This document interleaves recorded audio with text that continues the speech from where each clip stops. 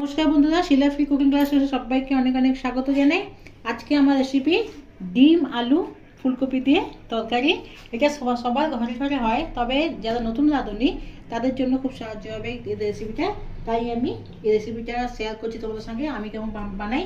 তার জন্য এখানে আমি হাঁসের ডিম নিয়েছি, হাঁসের ডিম সেদ্ধ করে নিয়েছি এখানে। তারপরে এখানে দিয়ে দিচ্ছি, এখানে কড়াইতে সর্ষের তেল দিয়েছি। ফুলকপিগুলোকে এখানে ডুমো ডুমো করে কেটে নিয়েছি। আগে ফুলকপিটা ভেজে নেব।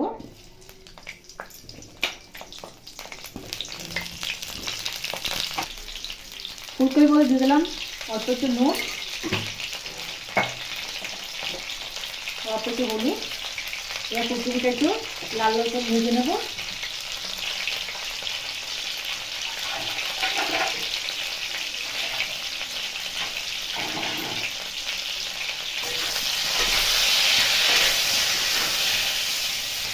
ফুলকপিটা ভাজা হতে থাক, তার মধ্যে আমি একটা মশলা বানিয়ে নেবো। তার জন্য এখানে আমি একটা পেঁয়াজকে কেটে নিয়েছি, একটা কাঁচা লঙ্কা দিয়ে দিয়েছি, 3টে শুকনো লঙ্কা দিয়ে দিয়েছি, 2 কলা রসুন দিয়েছি, আদা টুকরো করে দিয়েছি, আর দিয়েছি এখানে জিরে। আপনারা অবশ্যই এটা গুঁড়ো মশলাটাও ব্যবহার করতে পারেন, তবে বাটা মশলার স্বাদ কিছু আলাদা থাকে, তাই আমি এখানে বাটা মশলা দিয়ে দিয়েছি। আর এর মধ্যে একটা টমেটো দিয়ে দিচ্ছি। এবার এটা একটা ভালো পেস্ট বানিয়ে নেব। ফুলকপি এখানে অর্ধেক ভাজা হয়ে গেছে, তার মধ্যে এখানে পেস্টও বানিয়ে নিয়েছি। এরপর এই যে ডিমগুলো আছে সেদ্ধ করে রেখেছি, হাঁসের ডিমগুলো, এটা আমি মাঝখান থেকে একটু এরকম কাট লাগিয়ে দেবো, তাতে মশলাটা ভেতরে ঢুকবে আর ভাজার সময় গায়ে তেলও ছিটাবে না,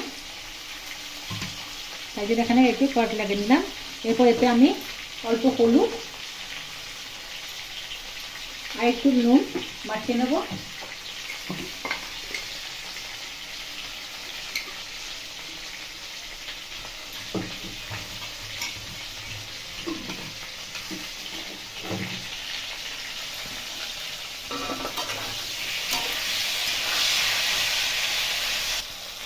কপি এখানে ভাজা হয়ে গেছে, কপিটা উঠিয়ে নেব।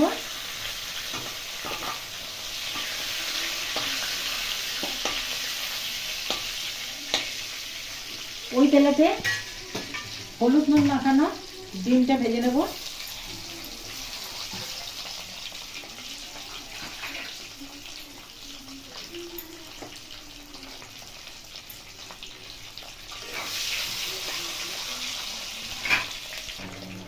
ডিম ভাজা হয়ে গেছে, ডিমটা বার করে নেব।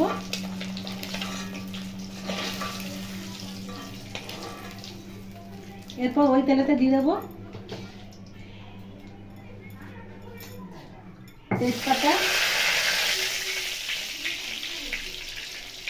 জিরে,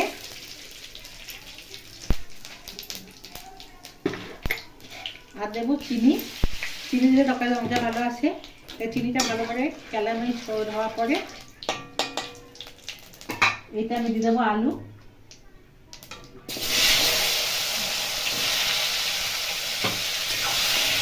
আলুটা আমি ভাজা ভাজা করে নেবো।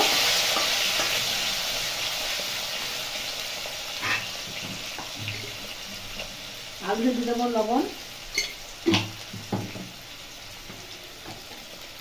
দেবো হলুদ। এরপর এটাকে আমি ভাজা ভাজা করে নেবো। আলু এখানে ভাজা হয়ে গেছে, এরপর এই যে মশলাটা বেটেছিলাম এর মধ্যে দিয়ে দেবো।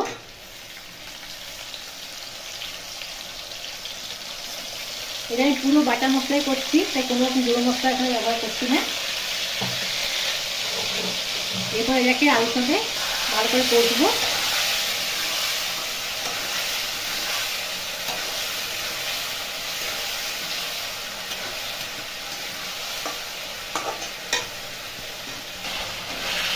এখানে 5 মিনিট কষার পরে মশলা থেকে জল বেরিয়ে গেছে।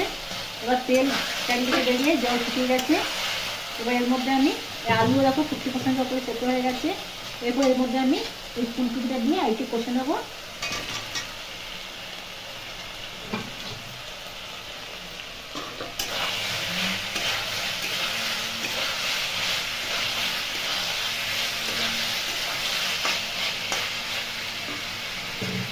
এরপর এর মধ্যে আমি গরম জল দিয়ে দেবো।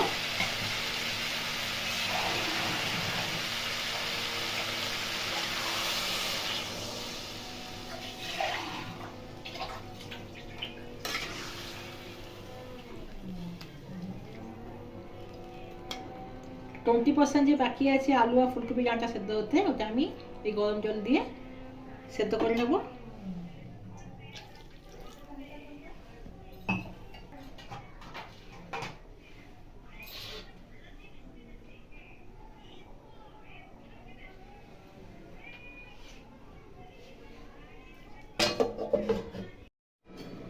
ঢাকনাটা খুলে দেবো।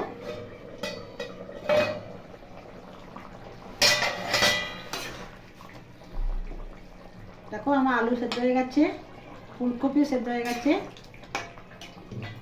এরপর এতে আমি দিয়ে দেবো ভাজা ডিম।